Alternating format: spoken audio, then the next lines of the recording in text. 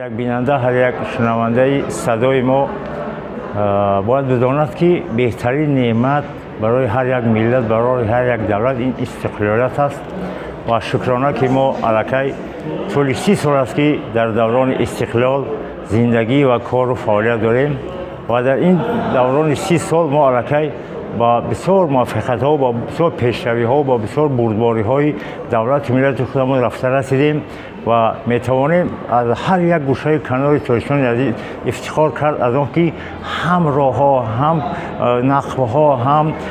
گیس ها هم علم و معرفت و فرهنگ و فراست در یک سطح بسیار بلند و در یک سطح لازمی براشش رسیده است. این البته همه با دستگیری ها و با تشبس های بسیار دلسوزانه پیشوای معظم ملت پرزیدنت جمهوری اسلامی محترم امام علی رحمان است و در برابر این دستگیری تمام قشرهای جامعه است که ما توانستیم در یک مدت کوتاه هم از یک بحران بسیار شدید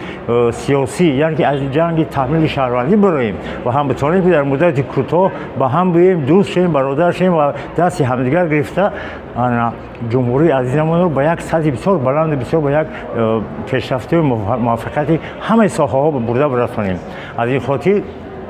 ما از تمام شنونده و بیننده عزیز خواهش میکنیم باز در آینده در همین سالهای کوتاه نزدیک کوشش کنیم که باز برای یک پارچگی تاریخی عزیز برای آبادی و برای سرسبزی این کشور عزیز برای هر یک وجب خاک این زمین کوشش کنیم و هر یک شهروندی که برای یک وجب زمین این کشور سهم و کوشش میکند و برای پیشرفت او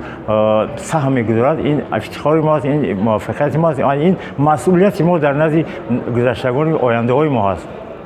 و این جشن بسیار مبارک و عزیز را که 30 سال می شود و بسیار جوان هم باشد بسیار جوانی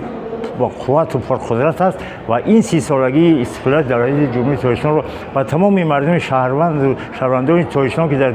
تاجیکستان عزیز و برون از تاجیکستان کار و فعالیت دارند مبارکباد میگم و خدا کند که این استقلالات ما استقلالات یک عمره باشد و همیشه تاجیکستان عزیز ما گلگشوفان باشد. بار دیگر جشن استقلال و همه همدیگران و هموطنان عزیزم مبارک باشد.